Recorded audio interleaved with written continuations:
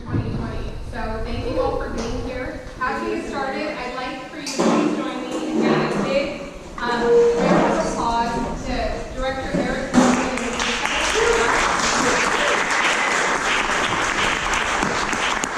Thank you so much for hosting us and being our partner in so many different ways. We really appreciate it. A little bit of housekeeping. So this is our first night in this room. We're working out some kinks, as you might be able to tell. But restrooms are just outside the hall here. If you need them, thank you, Eric. We do have one printed copy for our stakeholders of our agenda tonight in that black binder with all the supporting materials. If you don't want to look at the printed material, you can always go to our website if you have some online capabilities. midcitywest.org is where you'll find the agenda and supporting materials. We also have speaker cards. So if you'd like to make public comment tonight on something on our agenda, or something not on our agenda for that matter, please fill out a speaker card and give it to Melissa, our secretary. Thank you, Melissa. Woo! And it is not required for you to fill out a speaker card to make public comment. It does help us kind of manage the queue. So if you have any questions or whatever, please raise your hand throughout the meeting. I'd like to officially call the meeting to order at 6:43. Just take a seat now and ask Melissa and Amanda if you could please lead us through roll call. Melissa Algay. Here. Thomas Bailey. Here. Cindy Bitterman. Here. Jen Bitterman. Here. Lauren Borchert. Hunter Bergarella is excused. Lindsay Chase is absent. Ted Sidney. Here. Chris Bowers. Here. Isaac Batten is excused. Amy Goldenberg. Here. Sarah Ruby is excused. Drake Patel. Here. Taylor Holland is absent. Lindsay Garro Smith is absent. Del Hingle is absent. Chris Ham is absent.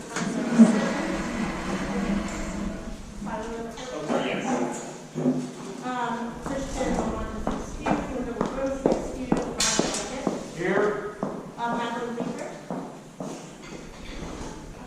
David Mann. Yes, here. Ava Marinelli. Here. Laura Nichols. Here. Clark Rosiella. Here. Michael Steiner. Here. Robert Shore. Here. Julian Stern. Here. J.P. Van Stratton. Here.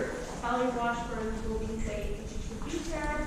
Mayhead. Here. And I'm going to go back to this on Lauren Borchert for him. Yes, here. Okay, great. We are at forum with 20 present, 6 absent, 5 excused. Fantastic. Thank you, Amanda. All right, now we'll go to general public comment. If you have general public comment, please raise your hand. We'll allow for 2 minutes for general public comment tonight. Michael, could you help me try to time? Thank you. Hi, Shelby. Good to see you. Get started tonight. Yeah, welcome everybody. Nice to see all your faces at once. Couldn't have a meeting without Shelby talking about something. So transparency seems to be a recurring issue with this board. Many of the CIS statements that you're asked to approve are based on what I would call thin facts or false narratives. And I'm just asking each of you to think about this going forward. Regardless if you're running for another term or leaving when this one is done, thin facts seem to be permeating the narratives, and regardless if you like me or hate me, regardless if you want to ignore me or listen to me, the facts are there.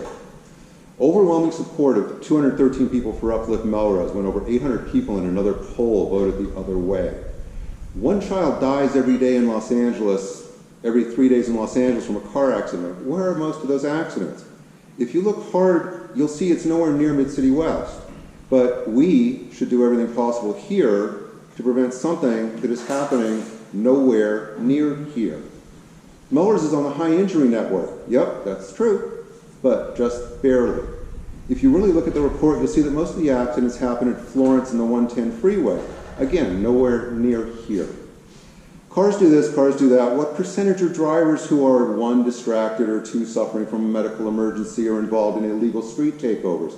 No real details to this fact, but one of your members suggests I explore a website to get some of those facts. It was a website from a personal injury attorney. Seemed to be pretty much filled with some one-sided facts, kind of like what you get all here to as well. There are many more of these examples, but I have a time limit so I can't go on with this. So just think about what you are being told and the thin facts that back up the stories. Do a little homework and investigate some of these facts for yourself in the future. maybe it'll bother you just as much as having to listen to me every month making these types of comments. Thank you. Thank you, Shelby.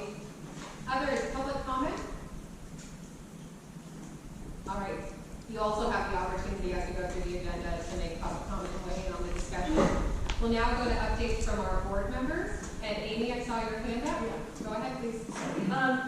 So it didn't get on the agenda, just wanted to mention one more time about vote by mail. You have until 11:59 p.m. tonight to register with your Angelino account to request your mail-in ballot. And you don't want to start at 11:58 because it's going to take a little bit longer if you have to already, requested that. If you miss the deadline, election day is April 30th from 11 to 5 p.m. at the exterior entrance of the Pacific Park Rec Center out at the legal park. So there'll be more information coming for that, but it's pretty basic. But if you want to vote by mail, you have to do it by tonight. And if you get your ballot and you don't want to drop it in the mail, you can drop it off at the polling place on election day. So that's. Thank you, Amy. Bob? Yes, thank you. Couple things. One, I want to publicly thank CD5 for putting together a webinar from the Housing Department for the benefit of Park La Brea residents who are facing possibly unjust evictions. They put it together fast, they put it together effectively, and my understanding is that 18 people attended, and I've also had questions asking about the recording. So thank you, CD5, for making that happen. Next, I want to flag an issue that has recurred with respect to the election. When I got my ballot 2 years ago, the ballot I got was for Zone 2, even though I'm in Zone 6. And fortunately, I knew I knew that I was in Zone 6, so I quickly got in touch with the clerk's office and got it straightened out. They assured me that the problem was fixed and it wouldn't happen again. 4 days ago when I got my ballot, guess what I got? A ballot for Zone 2. At this point, I came as close as I ever come to hitting the roof in an email. So I reached out to them, I copied the controller's office, I copied CD5, and said, you told me this was fixed, it's not fixed. Oh yeah, by the way, when I registered to run for re-election in Zone 6, I was initially told I couldn't run for re-election in Zone 6 because I'm in Zone 2. And they told me then that the problem was fixed. So obviously it wasn't. I now have my Zone 6 ballot, they fixed it again, they were very prompt in responding to my outreach again, but this has to stop. This year, it's not going to matter because I'm fortunate enough to be running unopposed. 2 years from now, that might not be the case. So please, somebody, find out what the problem is and get it fixed permanently. Thank you. Thank you, Bob. Any other updates from board members? Michael?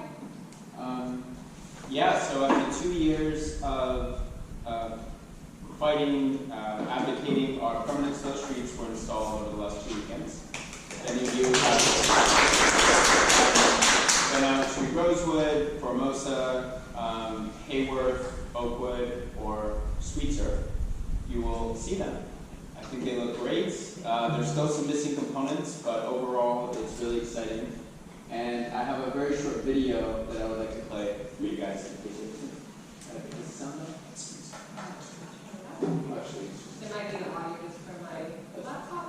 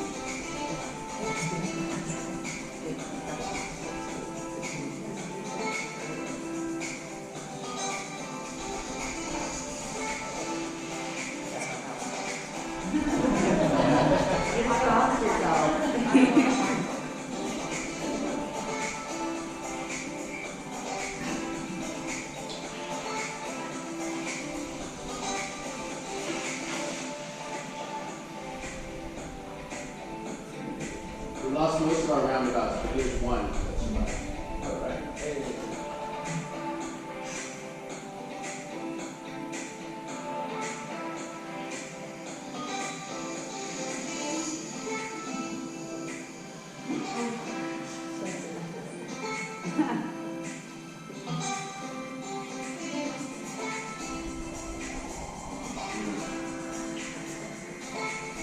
I just see drivers zigzagging around the speed humps. We're working with DOT to fix that.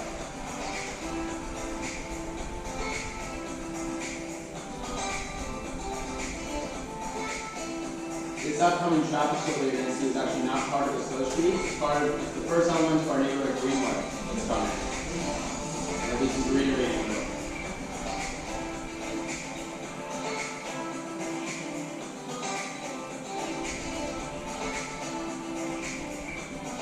It's almost done. 2 miles long. This is the last part of the road.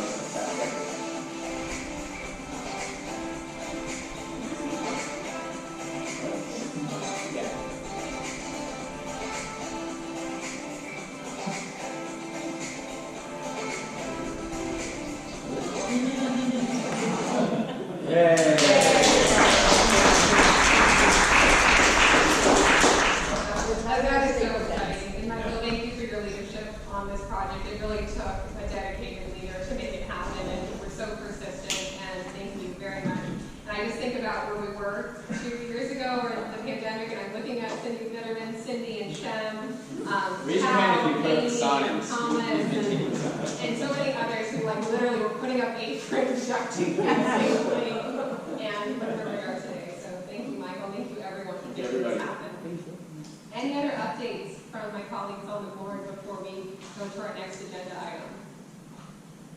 Alrighty, we're on agenda item number 4 now, which is announcements from government agencies and representatives from elected officials. Thank you, by the way, for those folks for being with us today, joining us in person. Please raise your hand if you'd like to provide an update from a public agency or elected official's office. Great. I'm going to just take the names or the hands as I saw them go up. So we'll go with Assemblymember Isaac Bryan's office first. Thank you. Hello, everybody. Michelle Persoff, Senior Field Representative for Assemblymember Isaac Bryan. It's an honor to be with you all in person tonight. So the legislature reconvened after their spring recess this week.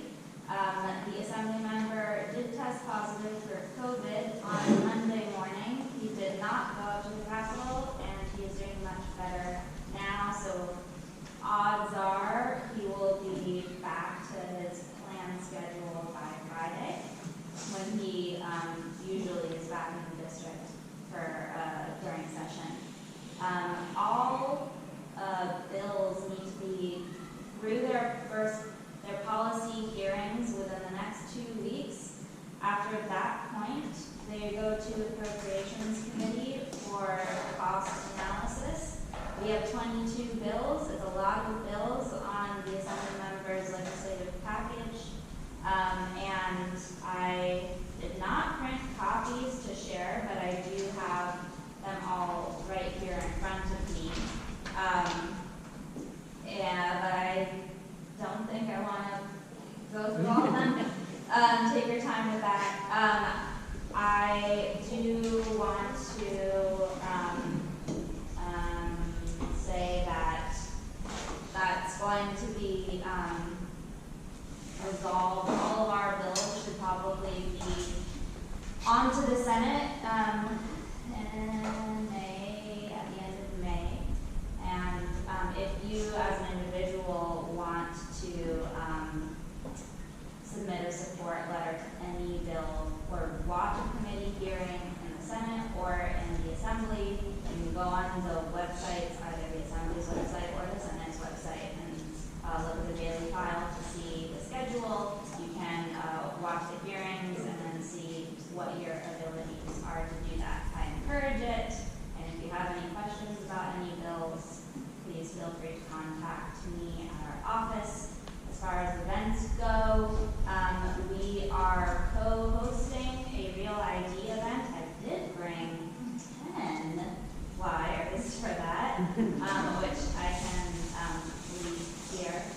but that is this Saturday between 10 a.m. and 2 p.m. at Sunrising Presbyterian Church on West Adams. They contacted us about doing this event because you need your real ID by 2025. So this would be a great opportunity to do that if you have not already. And that's it. If you have anything that our office can be of service with, please email us and we will be happy to help. Thank you, Michelle. Any questions? Cindy? I have a question. Just what would people need to bring to the Real ID event? Well, one proof of identity, 2 proofs of California residency, and you don't have to pre-register online, but it will make it go faster. So then if you do that, your application confirmation code. But those details are here on this handy flyer. We're also going to be sending out a e-alert tomorrow, and it's going to be on social media. Please tell people about it. It does help to pre-register just so we have a head count. There's going to be, I think, 4 tables with the DMV, so hopefully it goes pretty quickly. It's not a large parking lot, so our goal is to get people in and out. Any other questions, Sean? Yeah, I'm just curious, so for unhoused people, they seem to have trouble accessing bank accounts and things like that, because they're in the address. How does it apply to them? So the DMV, I know that at various Connect Day events, which are designed for unhoused neighbors, the DMV is prepared to help them get their IDs. The specific actions that they take are escaping me right now, but I know that they work through it. It seems like the largest obstacle is just getting them there at that moment to start the process. But the convenience is that they have the printer there and they can pull up all the documentation that is needed, so it kind of streamlines the process. But I would encourage anybody who is unhoused, if you have a connection with them, if they need their ID, to have them come to the event. Great. Unless there are any other questions, we're going to go to our next rep. It is my pleasure to say Tao Tran from CD5. You have the floor. Thank you so much. So for those of you that don't know me, my name is Tao Tran. I'm the CD5 field rep for KPR Swampscott. I'll be covering the Mid-City West neighborhood area and also Pico neighborhood area. Michelle Flores, she will continue to cover the Greater Wilshire area and part of La Brea. So as much as I'd love to take credit, she is the one that should get all the gratitude. And then if you have any open cases, or if Vanessa Saldana is working through any issues with you, she will still be finishing off any of those cases while I fully transition in. I am on day 2 of everything, so much to absorb, but I don't really have an official update from the office because we have been in spring recess, so everyone's deep in budgeting right now. But I will share my contact with all of you, and I look forward to working with you all in the future. Thank you, Tao. Thank you for being here. Congratulations. Ned Racine from Metro. I'm sure you and I will talk a lot. Sure, we'll talk a lot.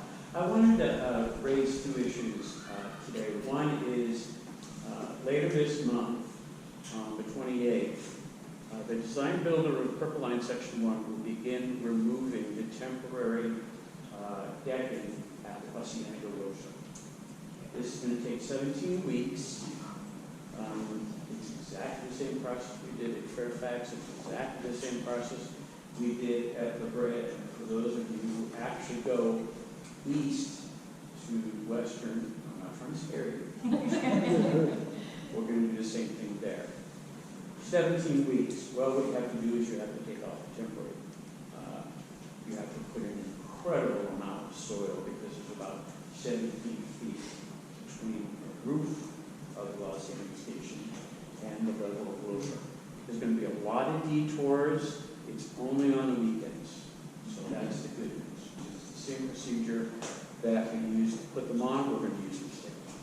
Then I wanted to talk about one other thing, and that is Fairfax, Wilshire. And that is, if you drive by Fairfax, Wilshire, you might think, what in the world are they doing there? Well, a lot of this work, it's commingled with the city of Los Angeles. The city of Los Angeles knows we're working there, and they say, why don't you do this? Hey, why don't you do that? Gosh darn it, why don't you do this? So, while we are putting in curbs and gutters and temporary, permanent lighting on the north side of Wilshire, they also asked to put in a storm drain that curves around the Academy Museum. So, we had to put that in. And those of you who know Los Angeles know a lot of these utilities were put in the 40s and 50s, and they're ancient. So while we're putting in an emergency walkway, like all the stations have in both directions, we're also doing city stuff. So we drive by, we're not just building the subway, we're doing a lot of favors for our friends. The city of Los Angeles. I'd give them a big hug if I could. Any questions about section 1 of the purple line? Yes. Question about the doing favors you just said so eloquently. What do you know? Is there anything going on with updating the power grids while you're under there doing work or looking around? That is a really intelligent question. I wish it was asked more often. One of the advantages the purple line will leave behind is updating all kinds of utilities that we originally had to move. So first we move them, we hang them for a long time. If I could take you all into the La Brea station, you can see all these utilities one over your head, but a lot of them have been upgraded. LADOT, LADWP has to approve everything we change. They give us our requirements, so one of the advantages is under Wilshire, a lot of those utilities are going to be upgraded. Now, I'll put one rumor to bed. We pay for electricity just like everybody else. A couple people came to me about 6 months ago and said, why are you taking all our power? You rotten people, we pay for power just like everybody else is, and LADWP, one of their major agenda items is to upgrade electrical service under Wilshire Boulevard. That's how that's. Other questions? Chris, and then Melissa? With all the drama around the MacArthur Park station, is Metro able to commit to not doing music the way they've done at MacArthur Park in Purple Line Section 1? They've turned down the volume.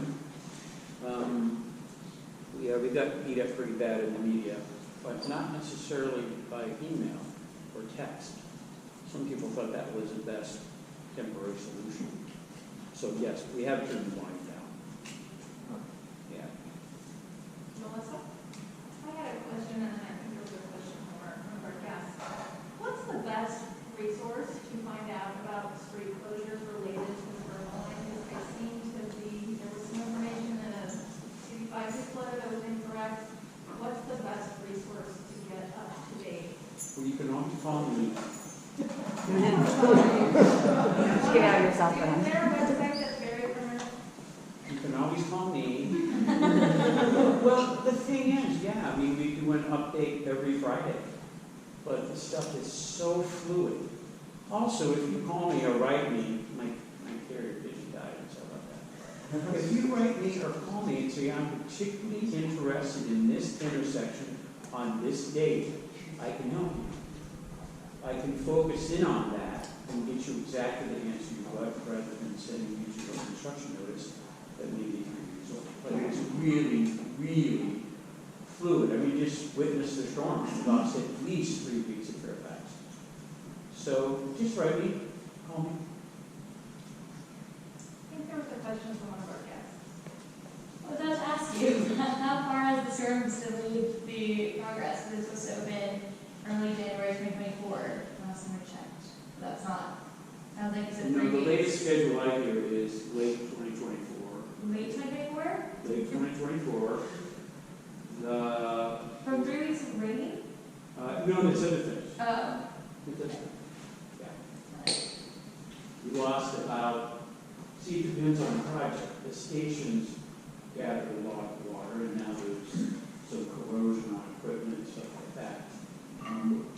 Surface work, like putting in the new sidewalks, putting in the new curbs, that was about 3 or 4 weeks, because when the soil is really, really wet, you can't compress it. And the city of Los Angeles won't let you pour a sidewalk over dirt that doesn't meet their compression statistics. Which, by the way, the state looks at it. They actually have a new device from here. This is what Division 20 downtown, so we're pretty on the way up. Because they were so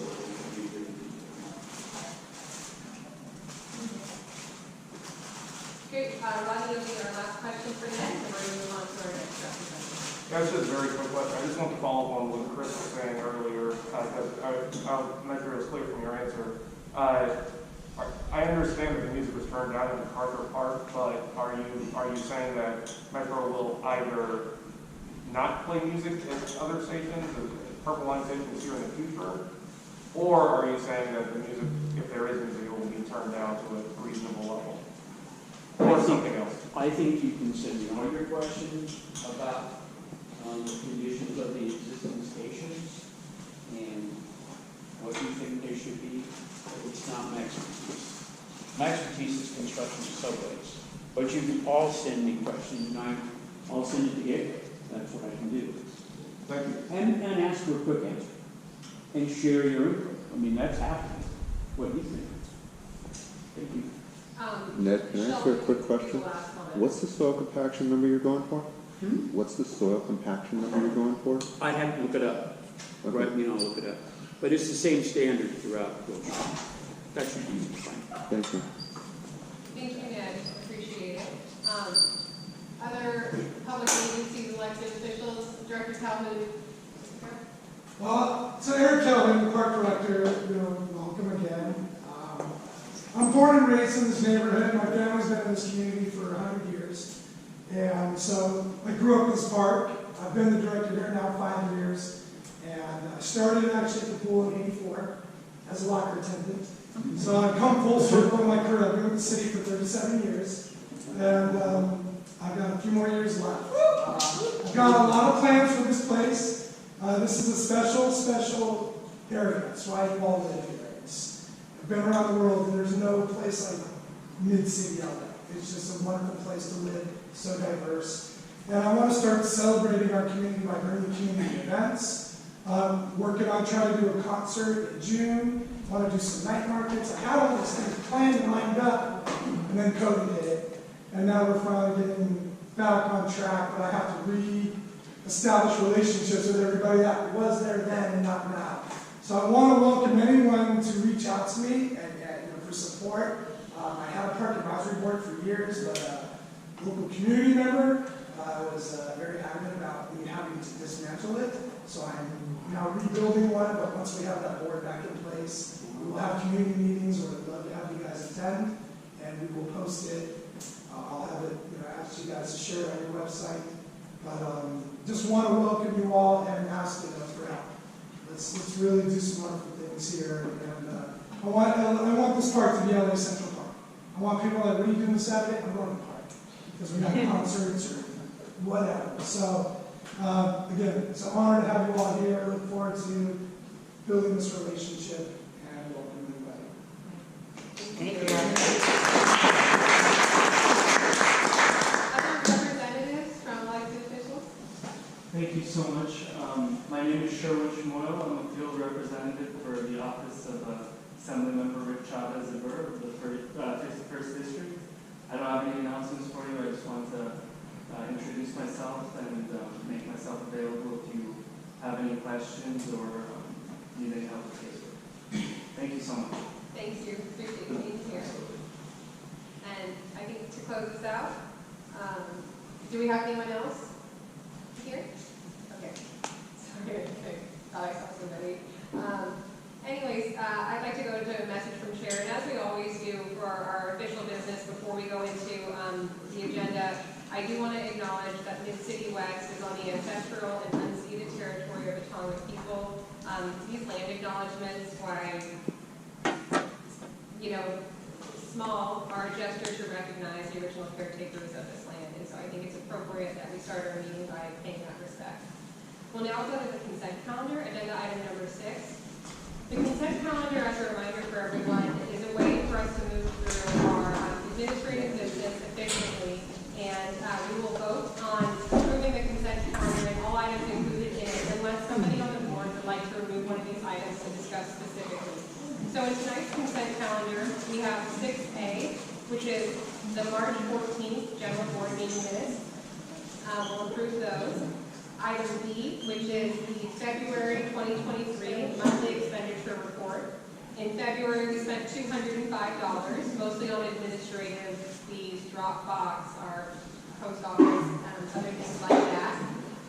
We'll also approve item 6C, which is our March monthly expenditure report.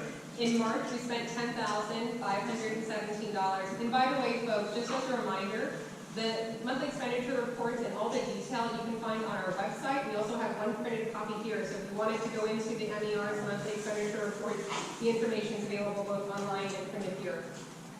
In March, we spent $10,517, $9,500 of which was NPGs. You're going through some NPGs that had been backlogged, so that's why we spent so much in March. At the end of March, we had a balance of a little over $20,000. So just as a reminder, for context, that's about half of our budget. We had a $42,000 budget because of $10,000 rollover from prior year. Item 6D is accepting the resignation, this is sad to say, of Tao Tran as our Zone 7 rep, but of course we get to work with her in her capacity. I do want to just take a moment to acknowledge all of the hard work and leadership of Tao over the years. She has been with Mid-City West for several terms, has chaired the Public Safety Committee, has been willing to volunteer for so many other committees, and just across the board has been wonderful to work with. And your dedication to the community, Tao, is truly an inspiration. We're sorry to lose you on the board, but so glad to have you at CD5. Item 6E, which is appointing David Mann to Planning and Land Use Committee. Thank you, David, for stepping up and being willing to serve on the PLEX.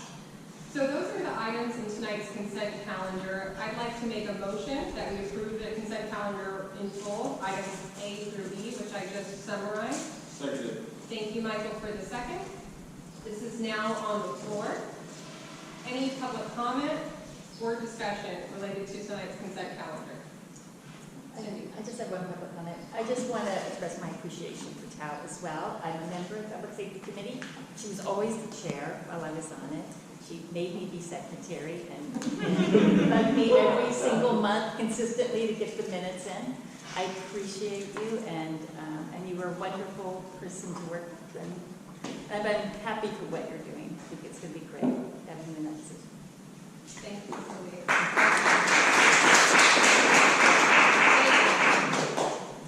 Don't we have to do the financial stuff separately because we have to vote? When we get to a vote, we can do that as a roll call vote. But right now, we just have a motion on the floor and are hearing public comment and board discussion. Okay. Bob Short.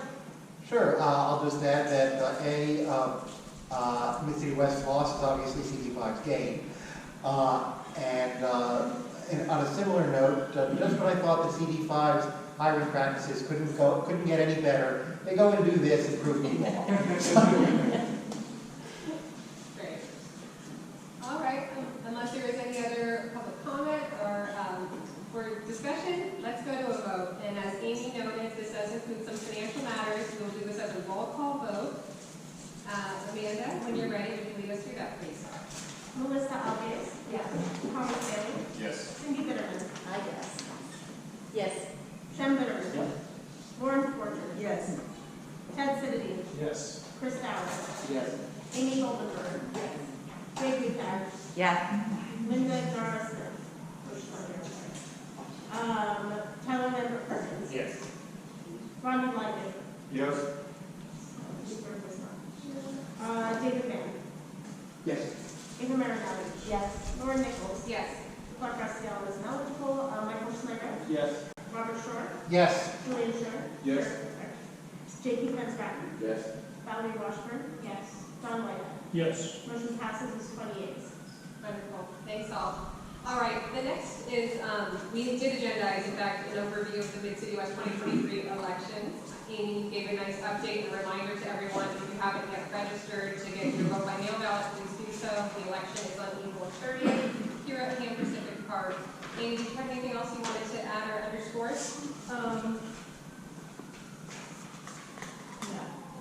Okay, well, I'd like to say thank you again for your leadership of the Elections Committee, and thanks to all who came out to Craft Contemporary on a rather blustery morning last month to meet the candidates. It was really great to see everyone and meet a lot of our stakeholders. All right, we're now on agenda item number 8. This is our first of 2 NPG applications this evening. The first was a request, which is hyperlinked, and I can pull up on the screen, from Enrich LA. Enrich LA is a nonprofit that has a Garden Rangers program. They work with the K-12 school system, and in particular have worked with Hancock Park and Melrose Elementary. This grant request of $2,000 is for their Garden Ranger program to help with empowering young students on the benefits of gardening, which, by the way, aligns with the California Common Core practices, so it definitely has applications in terms of standardized testing and what these kids are learning right now. This project specifically is focused on Melrose Elementary, and I do want to get this on the floor, and then I would invite my colleagues from the EC, if you have anything to further add related to this application, which the EC did vote, recommended to move forward at our last meeting. So I'd like to make a motion that we approve the funding request, the NPG funding request to Enrich LA for their Garden Ranger program to benefit Melrose Elementary. Second. Sorry, who was the second? Drake. Thank you, Drake. All right, it's on the floor now. Before we invite stakeholders and more discussion, EC members, did you guys want to weigh in on add any context? I'm going to recuse myself. Okay. This is really rushing, but I'm going to come back and it's not going to vote. Got it, thank you. All right, public comment on the request? Board discussion? Seeing none, this will be a roll call vote because it is a funding item. Amanda, when you're ready, would you mind leading us through that, please? Michael Schneider. Yes. Melissa Alves. Yes. Thomas Bailey. Yes. Cindy Zimmerman. Yes. Jeff Zimmerman. Lauren Borcher. Yes.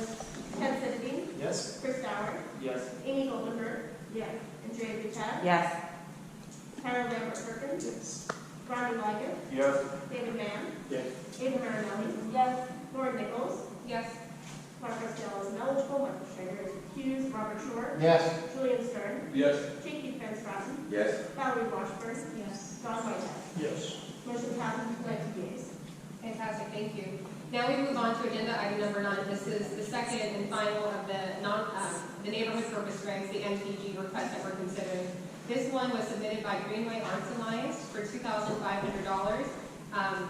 This motion was advanced by the Executive Council when we met last March. This is to support Greenway Arts Alliance's hosting of the second annual Juneteenth event.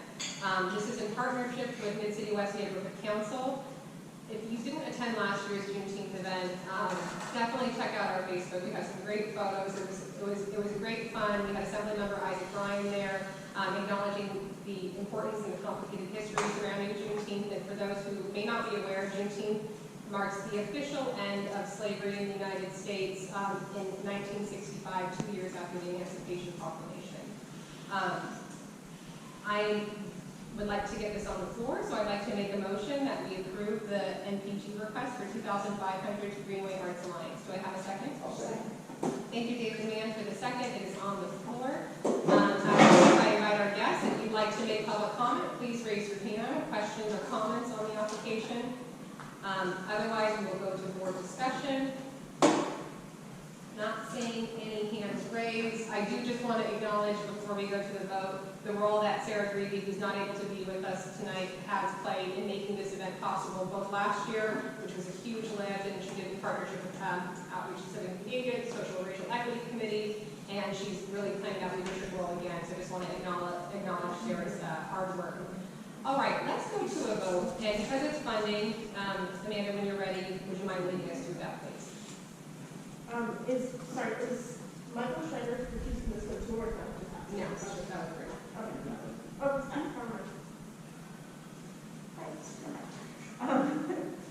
Oh, Melissa Alves. Yes. Thomas Bailey. Yes. Cindy Fetterman. Yes. Shem Fetterman is recused. Are you recused? Yeah. Okay. Warren Borcher. Yes. Ted Kennedy. Yes. Chris Bauer. Yes. Amy Goldenberg. Yes. Trey Butag. Yes. Tyler Lambert Perkins. Yes. Bonnie Logan. Yes. David Mann. Yes. Amy Marinelli. Yes. Lauren Nichols. Yes. Mark Rossiello is ineligible. Michael Schneider. Yes. Robert Shore. Yes. Julian Stern. Yes. Katie Bettston. Yes. Valerie Washburn. Yes. Don Whitehead. Yes. Motion passes with 19 yeas. Fantastic, thanks everyone. All right, now we're going to project motions for tonight. So I want to turn it over to our PLUC leadership team. Just trying to read your faces. I think Lauren Borchard, you're going to introduce. Okay, take it away. Okay, our next project is a TOC project at 806 North Edinburgh. It's the construction of a new 6-story residential apartment, 28 units with mixed income pursuant to the TOC incentive program guidelines. And we have Stephen Chu here to present. And I do have your presentation, so give me just a moment as I pull it up. If you want, so I don't have to tell you the right next, you can just pull the rendering up. Okay.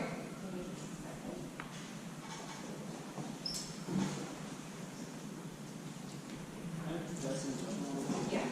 Thank you for being here. I'm just curious, 28 dwelling units and what's the turning parking level? How many parking spaces are in that level? 17. Has this changed from the last time they presented? Yes, last presentation is more focused on the historic combination. This is the actual proposed project. Didn't the question be after the presentation? Yeah, we're just. Give me just a second.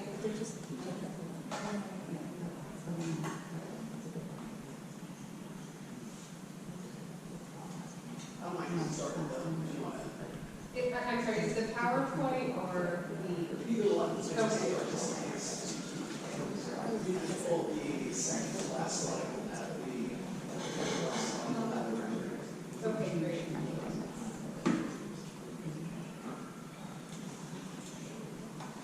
Okay, well, I'll get started then. We can go one more. That'll be the Or sorry, slide 11. slide, that's fine. Sorry. Thank you. No problem, no problem. Thanks for having me. My name is Steven. I'm the owner of Generation Real Estate Partners, a small development company, just me, my partner, my colleague Adam. We buy, entitle, build, and own and manage properties long term. So we see projects throughout the life cycle. We do a project once every 2-3 years. Our goal is to find infill opportunities in transit priority areas, build some mixed income housing within that building, partner with the community, and make sure that what we're proposing fits into the neighborhood, fits the goals of the community. And so it's a long process. We get involved very early on before we purchase the property. We reach out to the neighborhood council, which we did this time, to make sure what we plan to build in the area fits what the goals are. Same process on this property. The project is located at 806 and 812 North Edinburgh Avenue. Basic zoning rights there, very straightforward. R3-1, which is multifamily apartments. We are in a TOC Tier 2 district there. Our goal is to maximize the TOC incentives for density. So for this project, we've requested 3 additional incentives on top of the base density increase and FAR increase.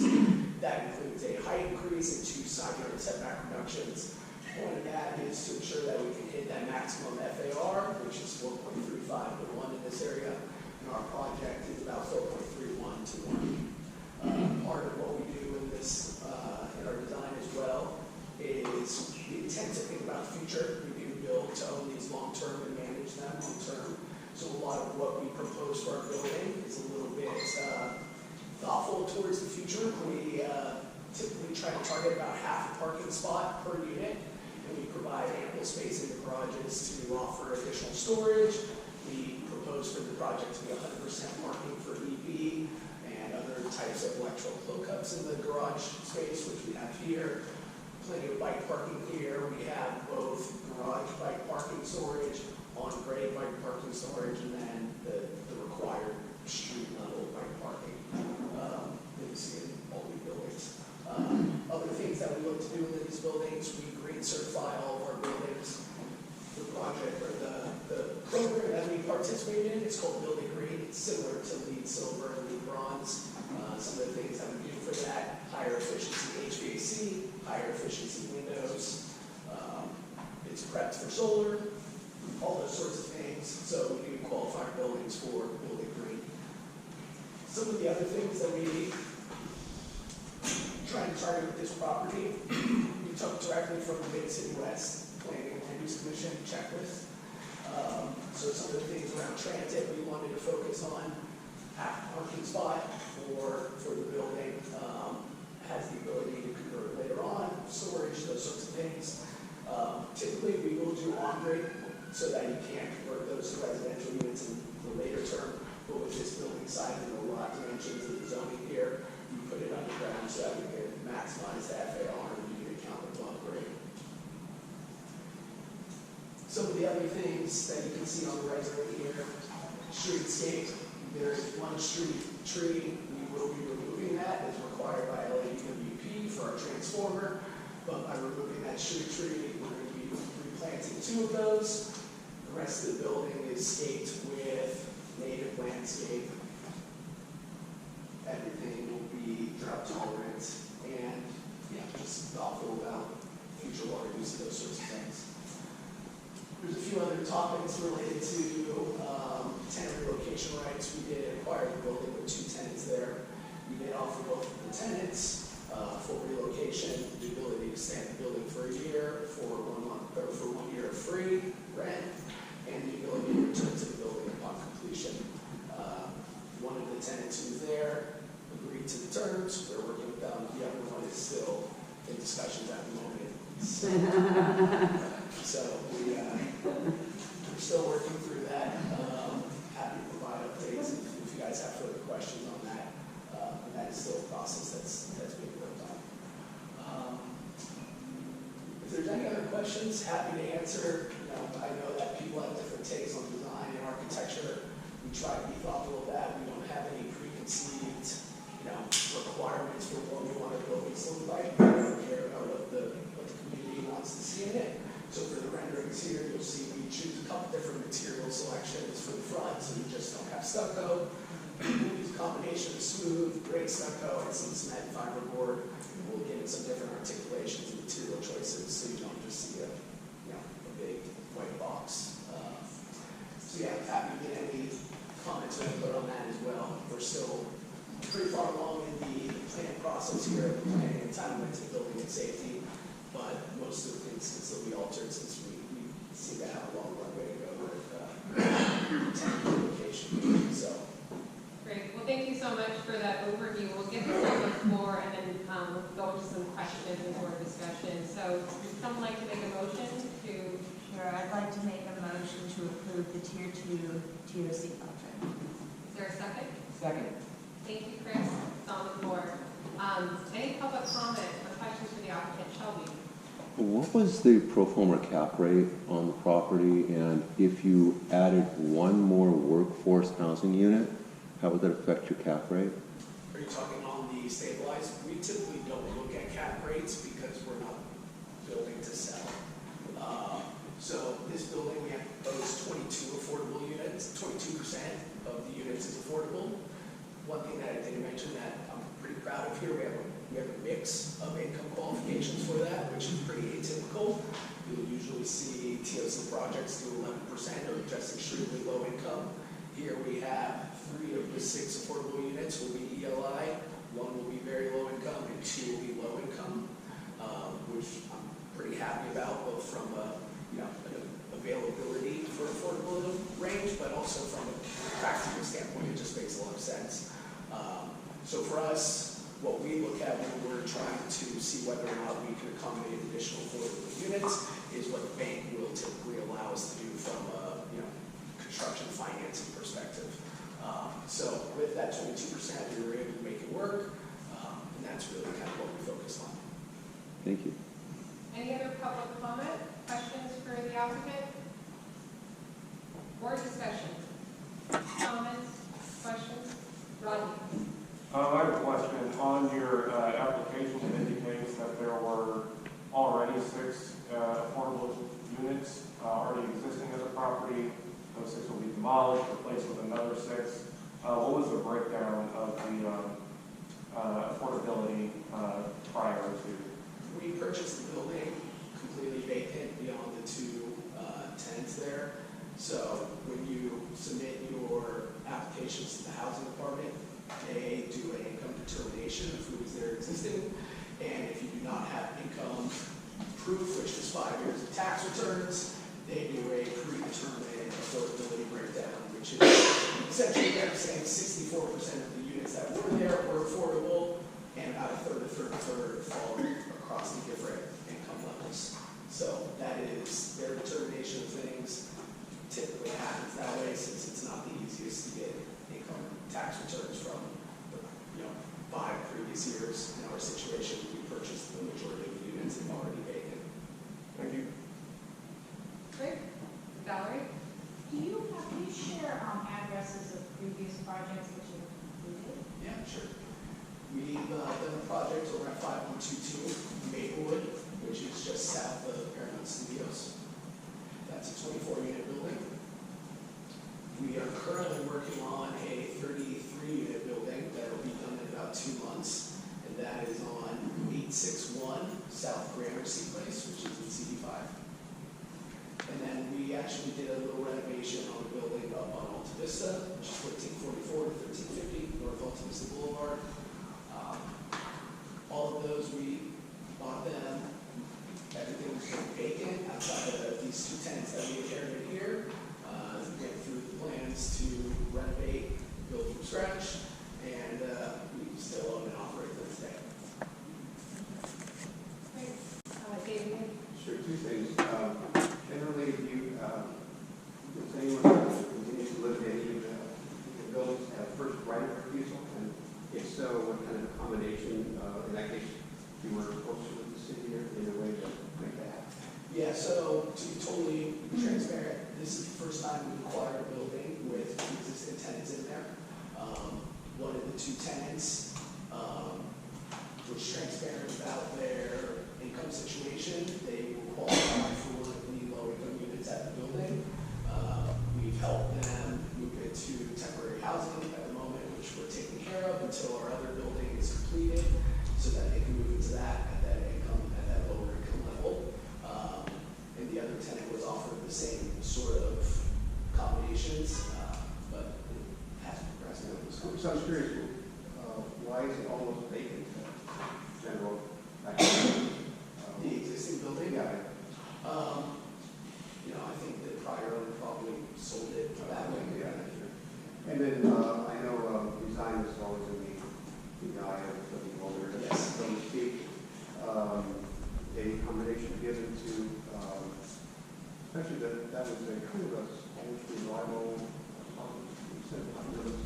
and I think that the existing building probably fits architecturally with the rest of the neighborhood. Any interest in doing some facade accommodation so that this Yeah, is effective? we're totally open. Part of what we try to achieve with this is to hit those FAR and hit those unit maxes.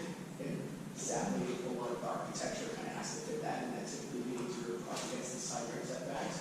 In terms of like material selection and color schemes to try to fit within the neighborhood, we're totally open to attempt to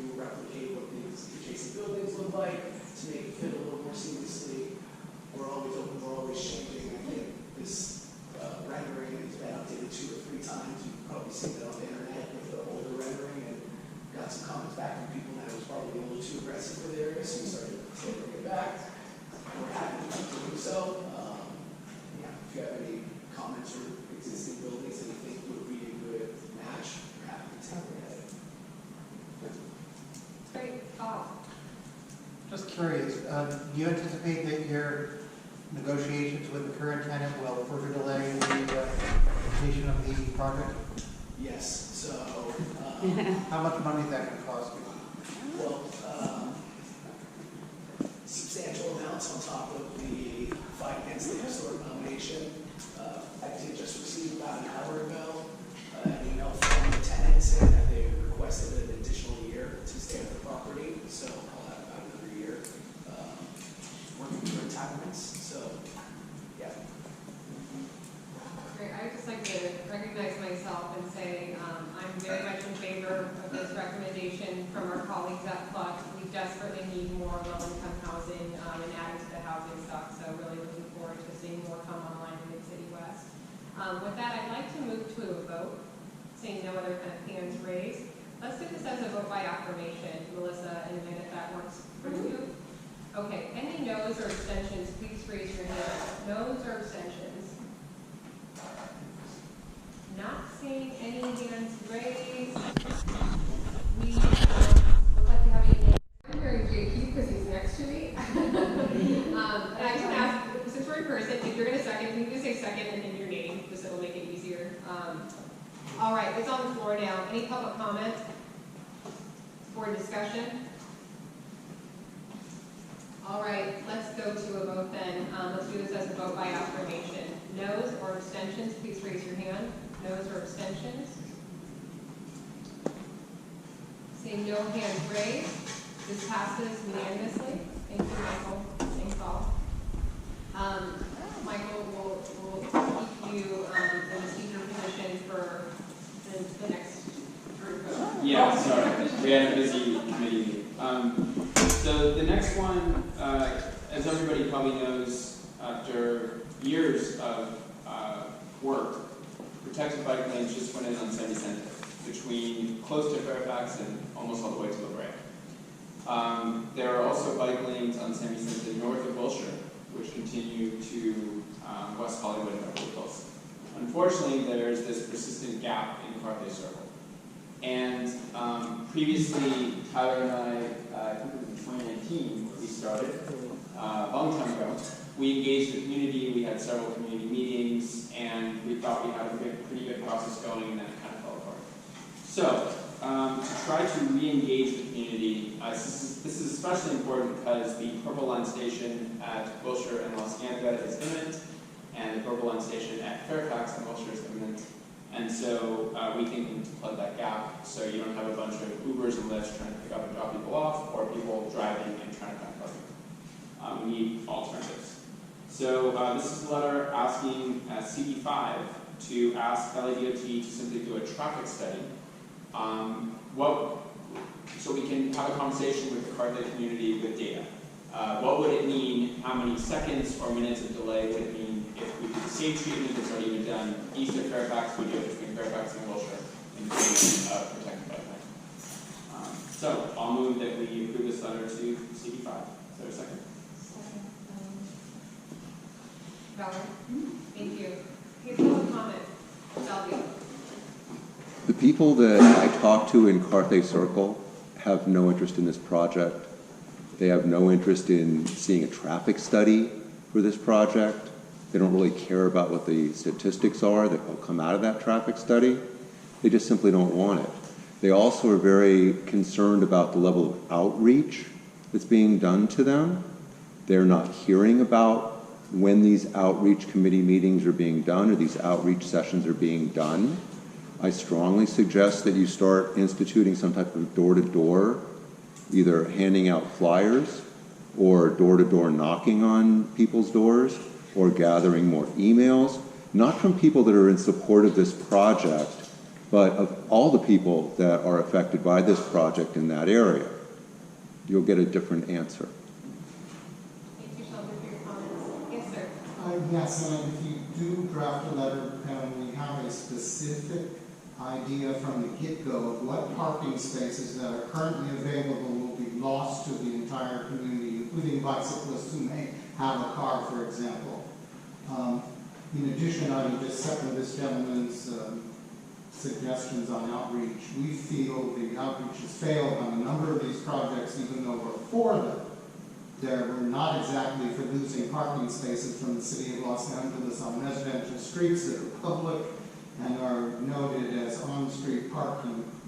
I don't know, you can take this system which was designed for cars and we can tweak it until we reach a point of diminishing returns, and parking spaces which help everyone are lost. Everyone in their maid, everyone in their contractor, everyone.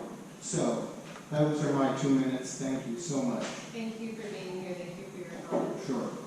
Board members, discussion. Shem first and then Ted. Yeah, just speaking as a neighbor who lives in that area and who bikes along that street all the time, I always feel extremely endangered riding along that street.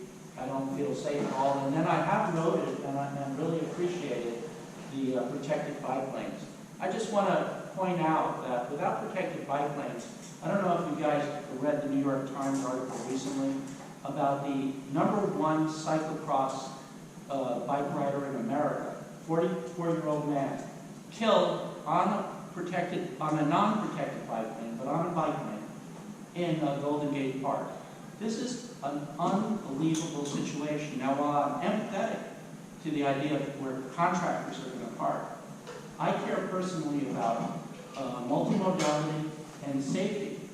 And if you're not going to give people the opportunity to take some other mode of transportation, you are not only not going to meet your climate change goals, but you are also going to put people who do use bike in incredible jeopardy. This is a great tragedy. Well, excuse me, sir. We're going to hear from all board members. Ted, the floor is yours. Just have a question for background.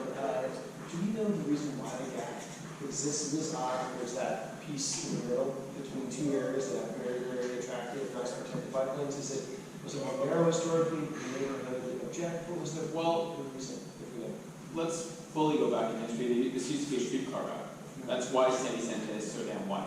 Most streets in Los Angeles have 2 lanes in each direction. San Vicente has 3 with a huge median, because it used to be a streetcar. The gap, north of Wilshire, there is no street parking, at least on the Los Angeles side, because it's a service road. So that was low-hanging fruit when B.R. Rosa broke his elbow on Venice. He said we need bike lanes everywhere they fit, and they fit there, so that was easy. But the ones east of Fairfax are brand new. There were unprotected bike lanes there. The protected ones are brand new, and it took years of effort with both us and the Pico Neighborhood Council and CD5 and CD10 to do that. So this gap, it's a 1 mile gap, and it's all that's left to have all this gap there. Okay, that's helpful. Any other board discussion on this item? JC. Another question, if you know about what the cost of the traffic study would be, and also this motion, what would be the next steps if there's not a traffic study? The traffic study is probably 20, 30 grand, something like that. Your question was if it's not approved, what are the next steps? Yeah, so if the traffic study doesn't happen. So, Metro and the first mile, last mile plan have the protected bike lane on San Vicente. The purple line is coming, the city is preparing. Frankly, this project is probably going to happen in one form or another. But rather than attempting to shove anything down a community's throat, I think it would be good just to have data first. I hope we can all agree that if there's a 20-second delay versus a 20-minute delay, it's a very different conversation. So the goal of this is just to have the data, have the Excuse me. Any other board discussion? Bob Shore. I'll be voting for the motion. I don't think it is possible to have an intelligent conversation about the merits of the project until we have data. This is an effort to collect the data we need for an intelligent conversation. To me, that seems like a no-brainer.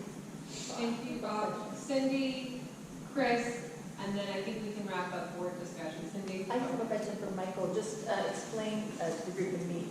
So when you get through a traffic study like this, what would be in that study? What would I learn from that? So a traffic study does a few things. It first looks at the number of cars per hour based on different hours of the day, rush hour, not rush hour, etc.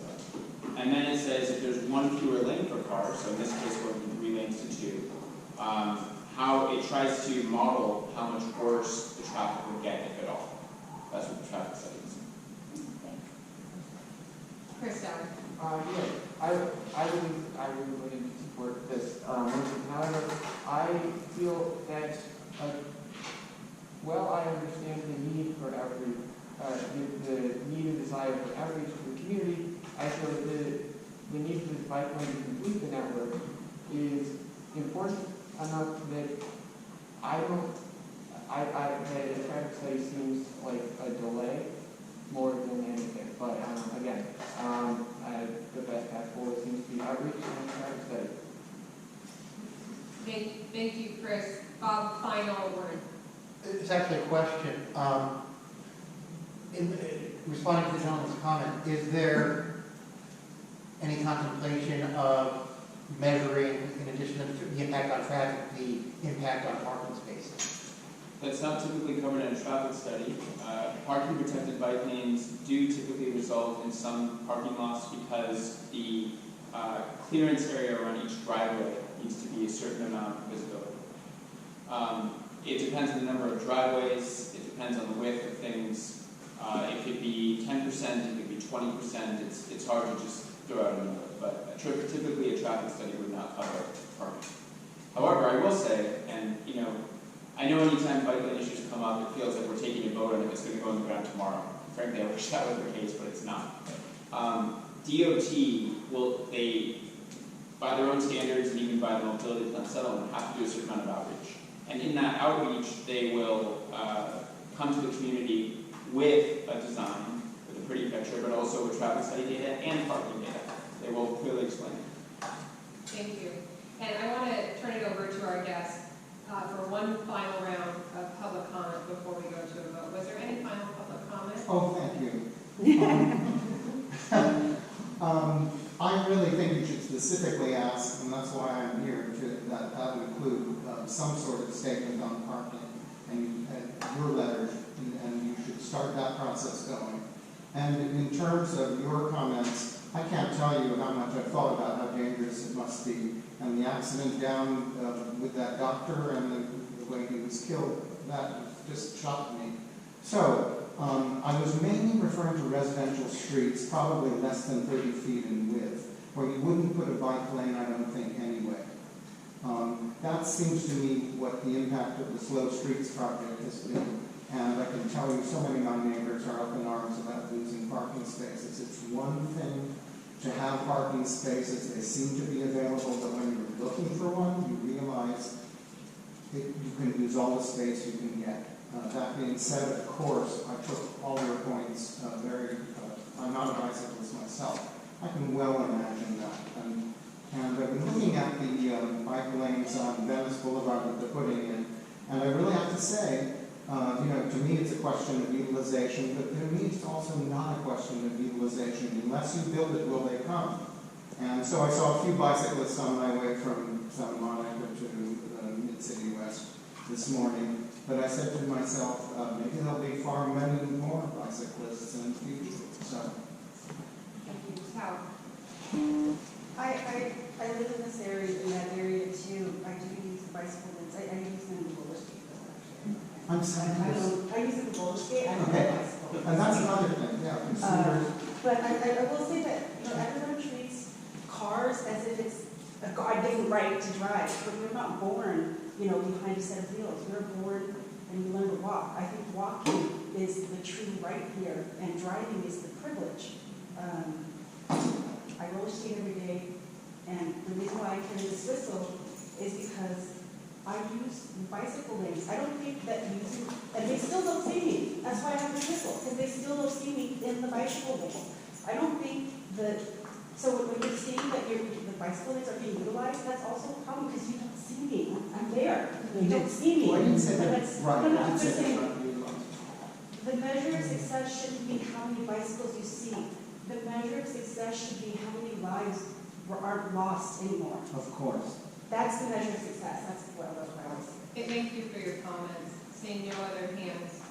So, Sorry. Final one. Go ahead. the design of some of these bike lanes, especially on Venice by La Cienega, is failing. Especially after the heavy rains that we just had, bike lanes were flooded, bike lanes were filled with debris. Tenants and residents are complaining about their trash cans not being able to get picked up because of the design, which can be changed. But the streets and where they're putting these don't appear to be looked at from a grading issue, because if you've got puddling water and you're forcing a bicyclist out of a lane which is already taking up a good amount of space out into the street, what's the purpose? If the bike lanes can't be cleaned and you're forcing bicyclists out of those lanes, what's the purpose?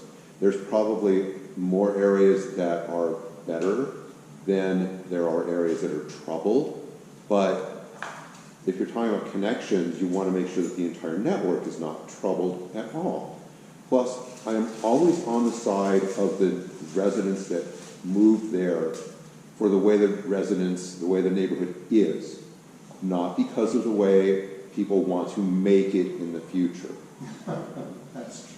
And that's a hard thing to swallow, because you're trying to balance out the needs of the city with, why did I move here?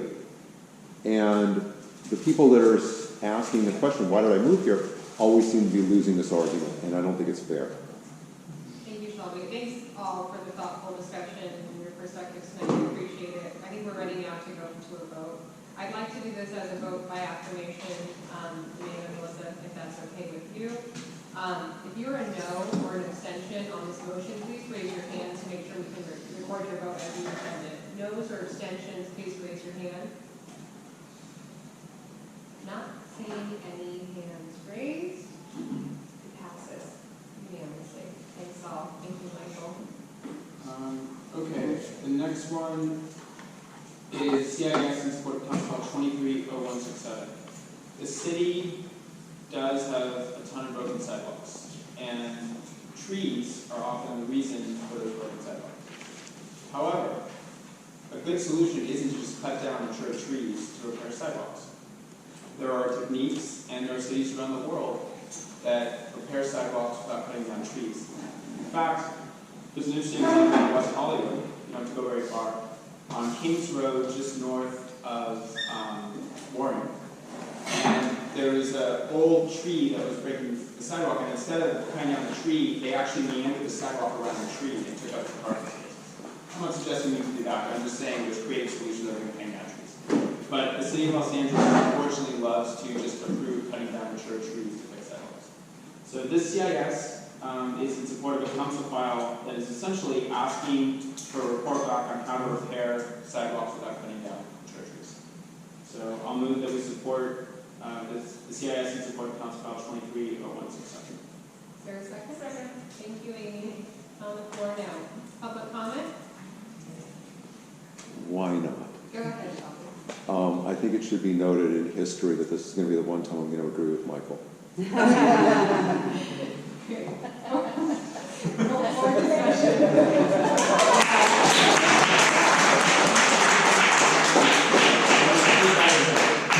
See, Shelby gets the applause. Any more discussion? All right, I'm not seeing any hands raised. Let's go straight to a vote. Let's do this as a vote by acclamation. No's or abstentions, please raise your hand. If you're a no or you want to abstain on making the vote, please raise your hand. Not seeing any hands raised. It passes unanimously. Thank you, Michael. I don't remember, who on my committee was item D, or is that not my committee? It is on my committee. Chris, was that you? I don't think it was me. We need to table if it's not ready to be considered. I can explain it, I just didn't write it. Oh, wait, oh, sorry. This is The AB. Lord Friedman bill about This isn't you, Chris? underutilized. Sorry, oh, this one's, I think this was, I'm sorry. All right, so the floor is yours, Chris, if everyone can make sure we're paying attention. Go ahead. Oh, yeah, absolutely. All right, so the purpose of this, so AB 894 is a bill in the Assembly right now that will require public agencies to allow existing land uses with underutilized parking to share underutilized parking, public with the public. And So basically, the city of LA already does this, and it has successfully reduced the amount of parking needed in developments, in commercial areas, because a church and a mall don't need parking at the same time, generally, or is that's the basic idea of it, is different uses that use parking at different times can share parking for a reduction in total parking. And this state bill would basically take that idea that's been tested here in LA, share it statewide, and I think that the council should take action to support it. Great. You want to make the motion? Yes. Motion to support the city taking a support position on AB 894. Thank you. Is there a second? Gray, second. Thank you so much. It is on the floor now. Any public comment on the support letter for AB 894? Any board discussion on the request for action letter, support letter? Not seeing any hands raised, I think we're ready to go directly to a vote. We'll do it as a vote by acclamation. No's or abstentions, please raise your hand. If you're a no or would like to abstain, raise your hand. Not seeing any hands raised, it passes unanimously. Thank you, Chris, and thanks all. We are now on item 12A, which is the funding motion related to our administrative packet. I'd like to turn it over to Valerie Washburn, our treasurer, to contextualize and introduce this motion. Hi, so this is just a motion to amend our administrative package, which is what we call our budget, to more accurately reflect where we have actually voted to direct money over the past couple of months. And you'll see in what Lauren attached to the agenda, the proposed new budget categories. But let me tell you, I'll go through each one and let you know whether it's gone up or down. Under office and administration, we have proposed to decrease that line item from $15,930 to $14,150. That's just based on what we expect to spend between now and the end of the fiscal year, which is coming up. Outreach is going to increase from $6,000 to $6,750. That is good news. A lot of that is money that's going to fund our outreach to the unhoused population in Pacific Park in connection with the shower days and most of all the Juneteenth events that we will be co-sponsoring. Election expenses, we originally budgeted $3,150. You can take that down to $900 because our elections committee was extremely frugal and efficient and did very much. Neighborhood purpose grants, this is also good news. We've got a lot of applications that we've approved that have come in, and we've got more still in the pipeline. So we initially budgeted $10,921 of that. We're taking up to $14,000. $14,000 will just accommodate the NPGs we've already funded and the two that we approved tonight. Community improvement remains unchanged at $6,000. Would you like to make a motion, Valerie? Yes, I move that we approve the amended, I move that we amend the current administrative packet on this set forth. Thank you, Melissa, for the second. It's on the floor. Any public comment on our revised budget? Board discussion? All right, not seeing any hands raised. Then let's go to a vote. This is a funding motion, so this will be a roll call vote. Amanda, when you're ready. Melissa Alkins? Yes. Thomas Bailey? Yes. Cindy Henderson? Yes. Jen Benjamin? Yes. Lauren Borcher? Yes. Ted Sidney? Yes. Chris Bauer? Yes. Amy Goldenberg? Yes. Tracy Chad? Yes. Tyler Vanderbilt Perkins? Yes. Ronnie Lyon? Yes. David Mann? David Mann? Yes. Eva Marinelli? Yes. Laura Nichols? Yes. Mark Ruffalo is eligible. Michael Schneider? Yes. Robert Shore? Yes. Julian Stern? Yes. J.P. Penstratton? Yes. Valerie Washburn? Yes. Sean Whitehead? Yes. Motion passes. Well, I can't believe it. It is 8:04.